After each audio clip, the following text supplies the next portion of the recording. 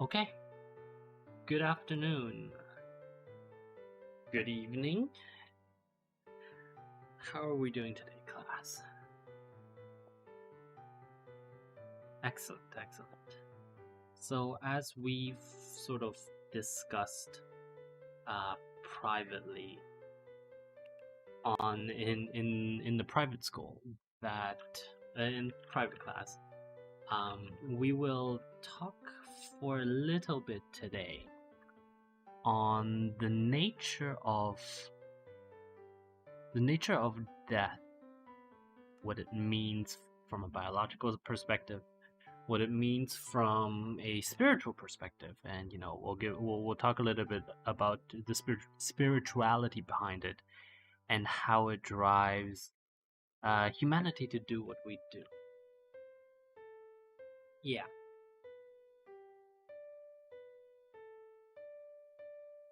Yeah, and I think it's a subject that is very much worth exploring, but at the same time, it's probably also I don't want to say it's going to be dry, but it's going to be rather mm, it can be a little bit overpowering for some. So that's why we have the Minecraft stream on, just in case. No, you need to mute the stream. At least you can still watch me do something. Get your money's worth out of everything. But yeah, so shall we talk about it? Excellent, excellent. So really, I think at the fundamental level, death is a reflection of, for lack of a better word, it's a reflection of life, right? It is very much the end of a life that was lived, and I think it very much reflects that mm,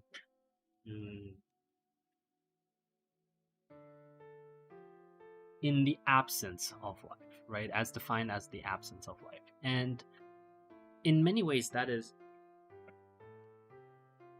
both scary and kind of weird, because in sort of in history, in our societies, we tend to not define things by the absence of something. I hope that kind of makes sense to everyone. We don't define we don't define money, or no, okay, money is a bad example. Money was actually is actually the one example where it works, where we can define the opposite of being rich as having no resources. But in the very general sense, the opposite of being brave isn't necessarily a lack of bravery, right? It is a certain amount of cowardice. You could very well argue that that cowardice arises from the lack of bravery, but I don't know if I would personally argue that, and we can discuss this in sort of more detail in the future. Today, let's just let's run with this so that we can talk about the main point of today's conversation, which is actually death itself, how it affects us, and what kind of, like, why it is a thing, right? So obviously we are on this topic because one of our classmates has had recently a unfortunate loss in his family, and as much as we like to joke and have fun here in the class, everyone, I'm sure, will join me in wishing him the best and wishing his family the best in this difficult time. Absolutely, absolutely. Yeah. No, it's difficult no matter when, no matter how. It's difficult even if you have absolutely a terrible relationship, especially when it comes to family, right?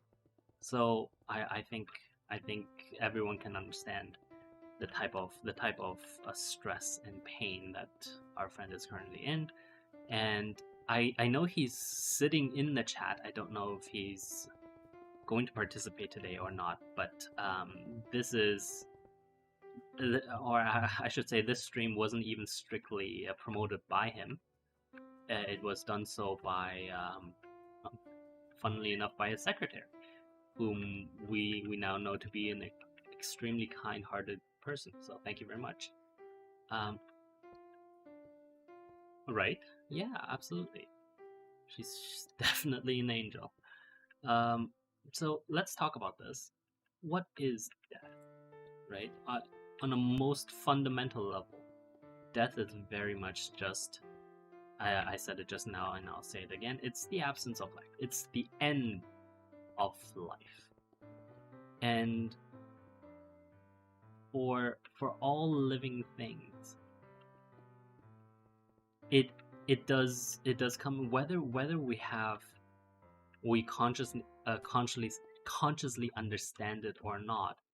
Death is something that will come to all of us, and it is, for the lack of a better word, entire societies have dedicated themselves to it. So I'm not going to go into too much detail about it in this conversation. I want to say that it is very much something that is extremely personal, but also extremely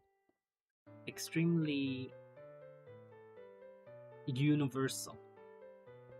And I'm sure we can all empathize and understand that, when it comes to finally, well, I don't want to say our turn to die, but when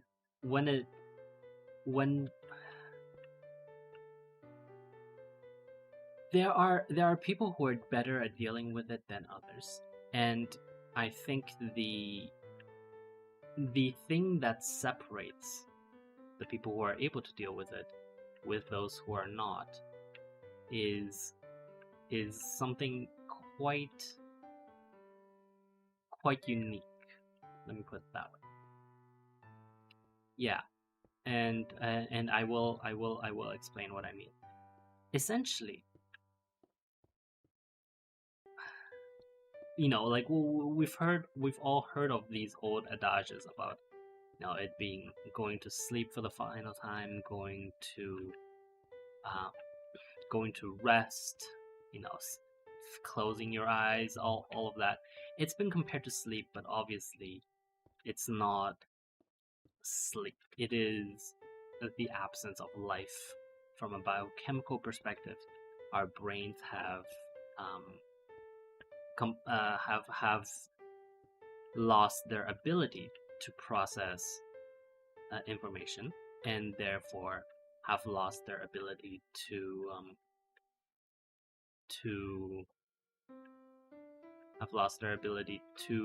really process things, if that makes sense. Yeah. It's a little bit of a difficult concept, but I think it makes sense when you just think of it as the brain itself having no longer the capability of responding, no longer having the capability of interacting with the environment. And so medically, that's why we have things like brain death, where even though the brain itself has gone, the person is still technically, from a medical perspective, the body remains alive, right? And that is a separately very, very heavy topic that we can talk about in the future. So for today, let's just focus on when a person is truly gone, in that their body and their mind has both been spent and passed on, right? Yeah, exactly. That is kind of the point, that by the by the end of our lifetime. You know, the body itself has sustained as much as it can, and it no longer is able to sustain further, and therefore it breaks down. So from a medical perspective, death is very easy to define. Well, yeah, exactly. It being the... Again, I'm going to use this term, the absence of life, for that very reason, because it is considered. It is very much defined by things no longer working as they should. Now, spiritually, death has a lot more impact on us as humans, because ever since we have been able to form conscious thought, it has become one of those defining things about humanity that we simply do not have.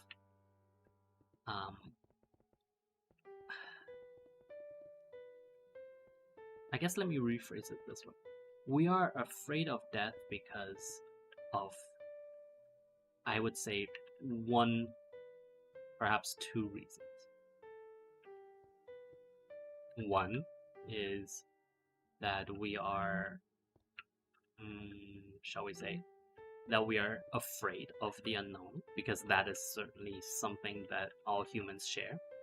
Or two, we are unable to accept that we have, or rather, we feel that we have much more that we want to do, but cannot, right?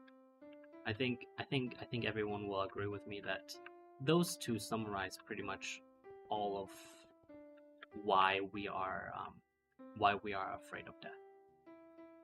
Those two reasons, yes. Yeah, good. So with that in mind, then,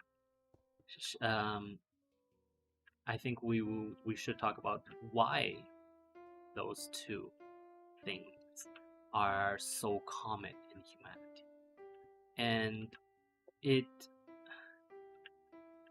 is self-evident to me why. And to me, it is self-evident because one, humanity as a whole, we are very much afraid of the unknown, and so therefore, when it comes to the matter of death, we are very much how do I say? We are very much in the unknown, right? Yeah, we are very much in the unknown, and therefore, when it comes to the matter of death, it's fairly reasonable for us to be afraid of it, simply because it is the ultimate unknown. It is a one-way street, and part of that is just because time, right? The pretentious non-scientists will sometimes say, "Oh, time is the fourth dimension," blah blah blah blah blah blah blah. Is it really though? Right? I would probably argue that in a few ways, in mathematical terms, you could think of it like that, but in philosophical terms, I think it would be doing time a disservice to try to lump it in with space. In physics, physics is a little bit different, and physics gets a pass because it's unfortunately physics. Physics always has the right of way because physics doesn't care who we are. It's true. Physics really doesn't care who we are, right? So,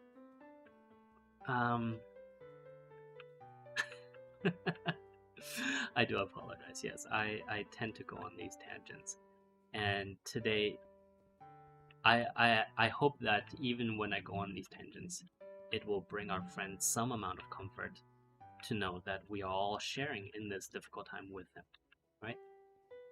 So let's talk more about that. In terms of the, like, we've talked about medical death, and I think that's very much, like, we don't really need to say more on that subject. So in terms of spiritual, right? I think I'm not going to sit here and regurgitate knowledge that was, or like sayings that have been passed on for generations and generations through through all different cultures. I will say that there are some cultures that celebrate it. There are some cultures that fear it. There are some cultures that revere it. But all of them are defined sort of by their own respect of it. And I think that is fundamentally what we have to do. And we have to be able to sit back and respect the fact that people die. It is a, I don't want to say it's a terrible thing to say, but at the end of the day, people die, and there are only so many ways that we can deal with it, if that makes sense.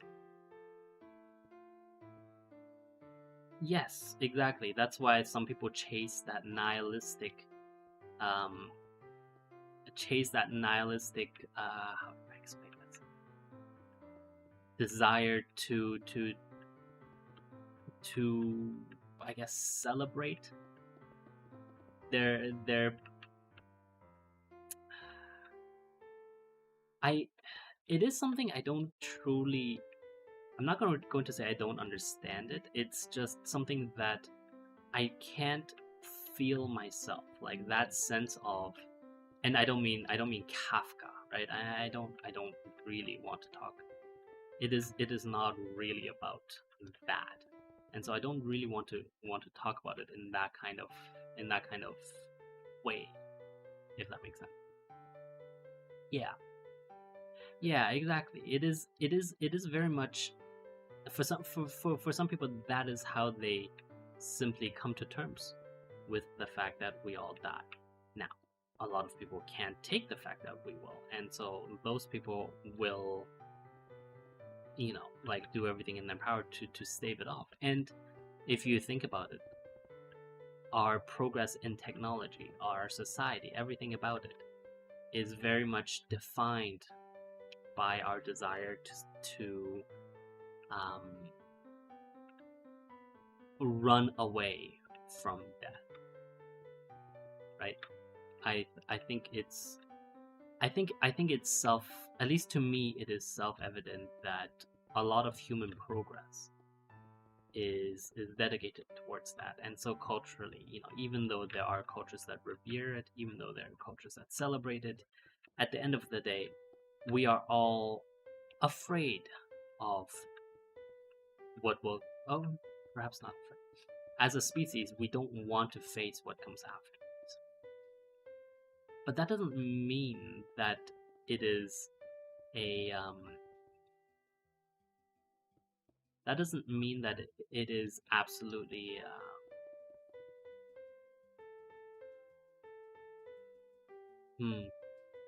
that doesn't mean that it is something that we should not be able to face. I think I want to put it that way, right? We should be able to face it because it is something that makes us not only makes us stronger, but it makes us more resilient as people if we can face the fact that such a thing will occur and will shall we say, will visit us.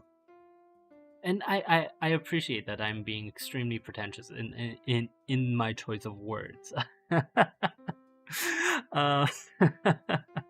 Yes, but it is fundamentally the truth that we will pass on, right? Like there is no denying that. So I think it is important for us to face that fact and to, if not embrace it, then at least accept it. Yeah. essentially that exactly that is what I mean. That we tend to forget that life is, because we are such short term, our brains work in such short term manner, and we can talk about the brain and why it's short term in the future.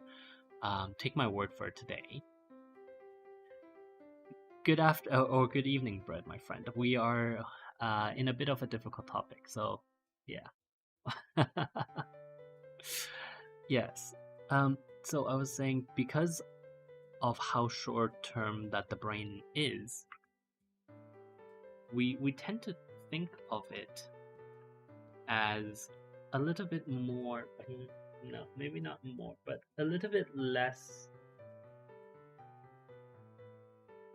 Or we if we choose to, as a species, it's very easy for us not to have to face it. I think is the right way to say that. So don't put yourself down, Brent, my friend. It's all good.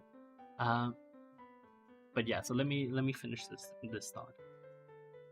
Because of the way that things go for us,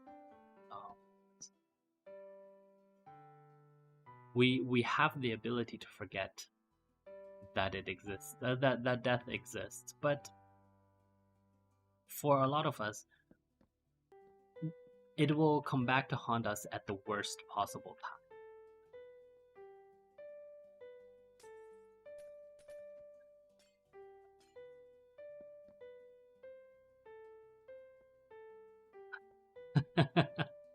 Yes, I am sorry. Perhaps I shouldn't have picked Minecraft for this discussion, but it's too late.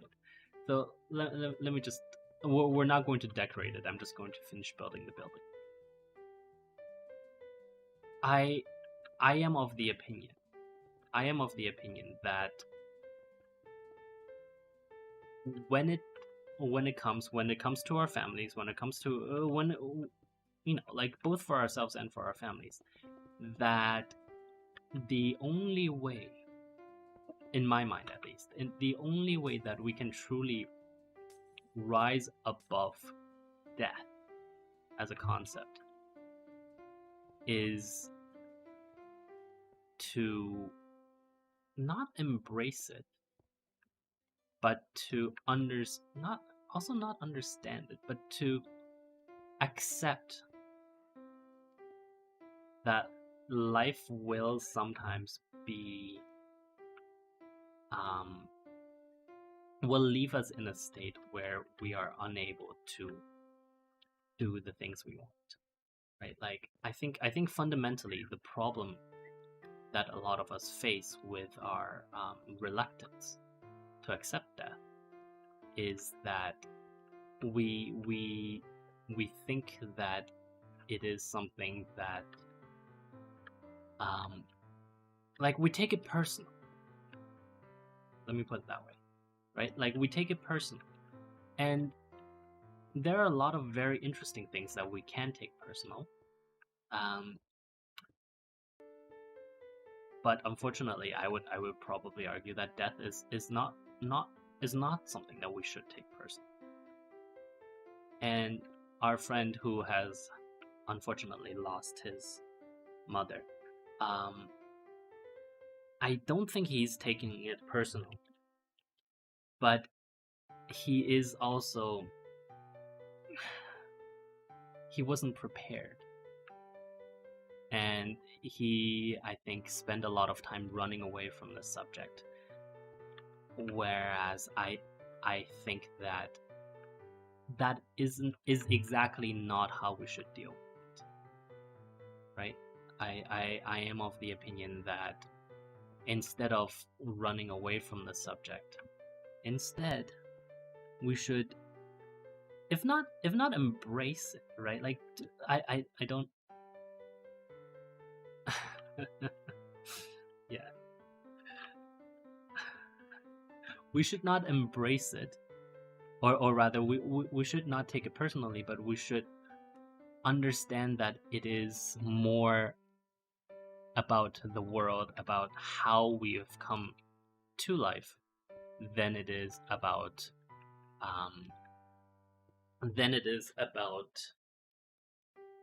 something that is purposely designed to insult us in any way, shape, or form, right? Because that is obviously not the case. Exactly. I don't think it would do anyone any favors if we had treated it like that. Absolutely. I would. Yeah, it's exactly as my friend says, right? We do not. We do not have to deal with it as if it were a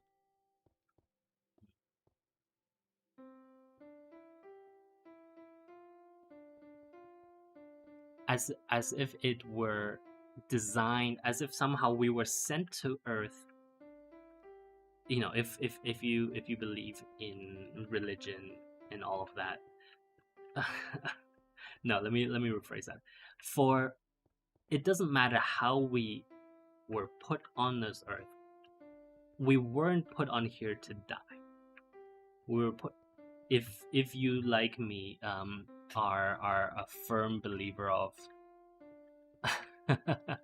of evolution and all of the benefits that evolution has brought to our world, then I think it is fairly simple to see all of the benefits that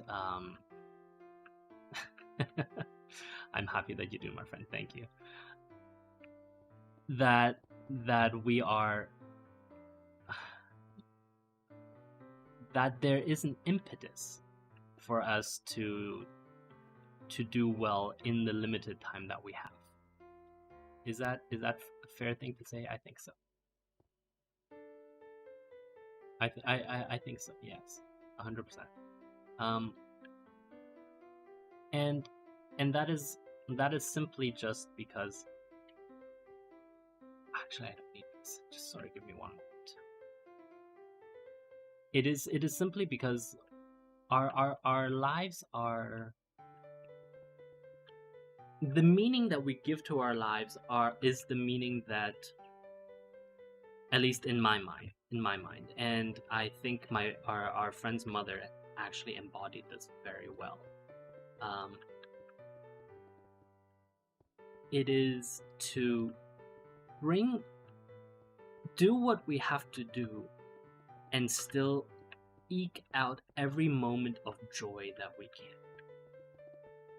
And I realize that this is going to turn into a little bit of a eulogy, so please forgive me for this, but to me it must be said. Our friend's mother has been one of the most amazingly supportive and most nourishing people I have ever known. I know most of you don't actually know her, but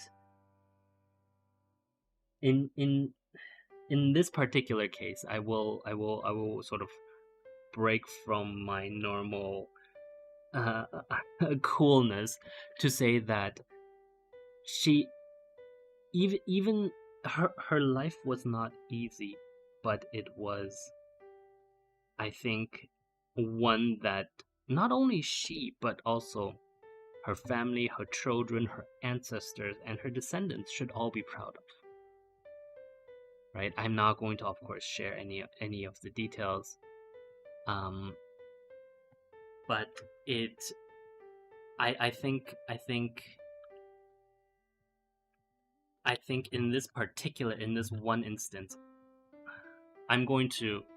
I know it's not Friday, but I will, after this, pour, as is sort of the custom where I come from, pour a drink for her and share it with my friend.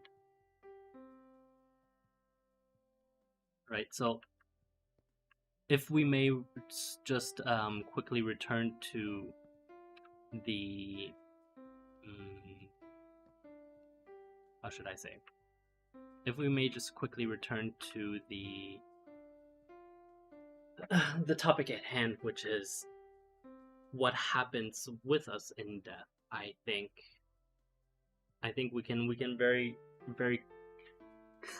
calmly say that it it doesn't truly matter what happens to us in death, because it is no longer of our concern.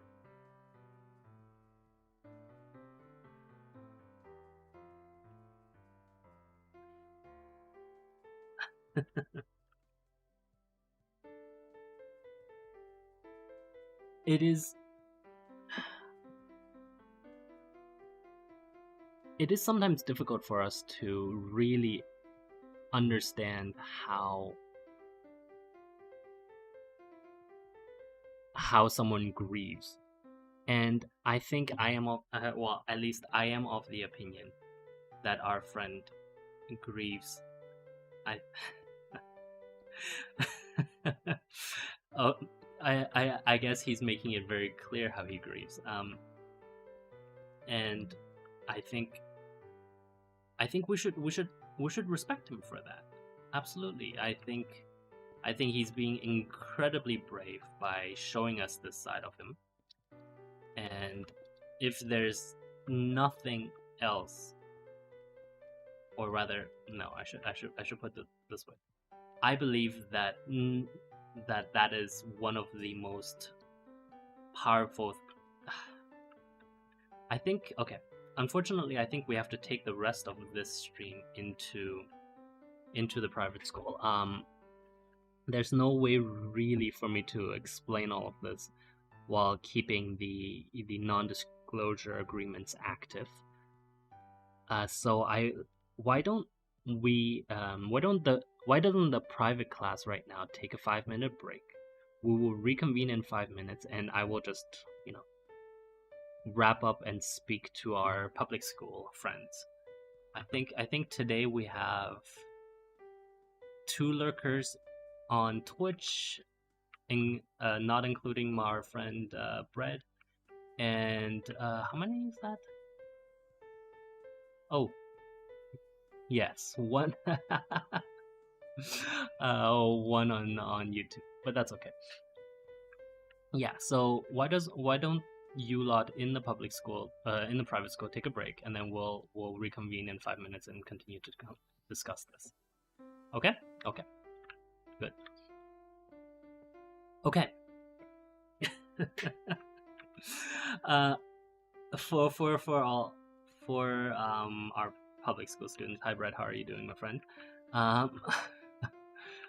I do apologize that this is what happened today. It is unfortunate that it.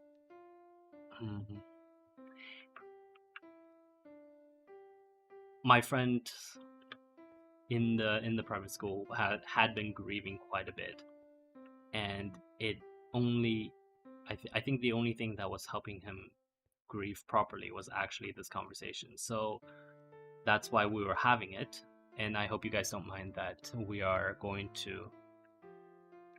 I'm glad you are, Brett, my friend. I think, yeah. If you lot don't mind, I will sort of end the stream a little bit earlier today, just so that I can talk to him about it, and that we can all sort of have a conversation about it going forward.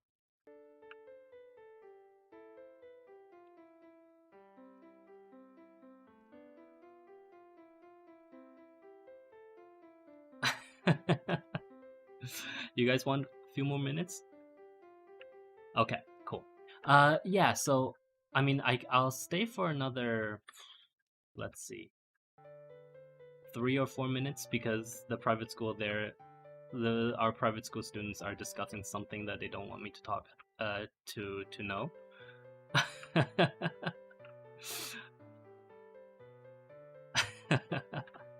But yeah, and so I'll just finish off this part of the building, and then we will say goodnight for today.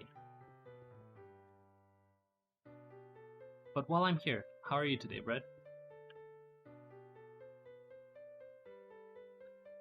knowing them, it actually probably is a prank, but if it were actually a prank, I would be actually perfectly okay with that. In that, I think if it were a prank, then it would show that our friend is actually doing quite well. If that kind of makes sense.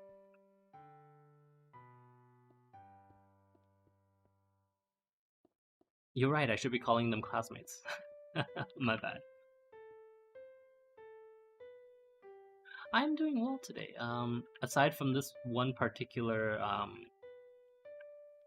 rather sad story, life has been. I mean, I can't complain. Perhaps I've had my Mondays are generally really annoying. So I've had a better Monday than most, but still really exhausting. And I don't know if you can hear it in my voice. Why are your Mondays annoying?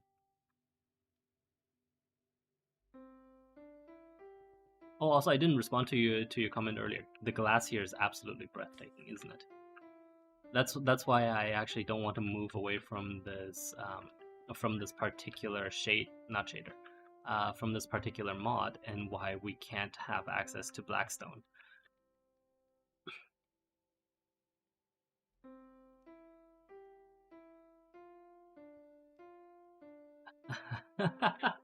Okay, are you guys ready? Well, okay. Well, in that case, yeah, we will leave it here for today. We will. Oh, I'm sorry that you have to work today. That is always the most annoying part. Trust me. For me, my work always is the most aggravating on a Monday because people leave all of their emails to today, and that's actually like really mean. Because like stuff that they should have said on before, or that normally they could say over the weekend, they don't, and that makes it really annoying when on Monday we have to suddenly deal with all sorts of little problems that come up. And yes, I just realized that we're going to have to move all of these beams. You're right. That's not the end of the world.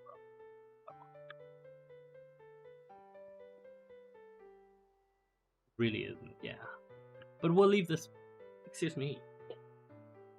We'll leave this for the next time. In the meantime, then. Yes, don't worry. I'm leaving. I'm finished here. Okay. For all of our public school students, thank you very much for watching.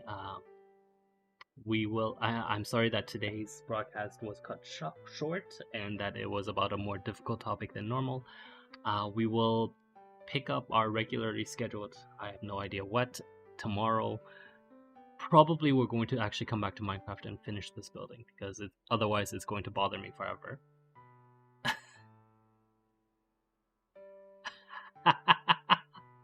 Oh, Satan, my friend, I haven't seen you in forever.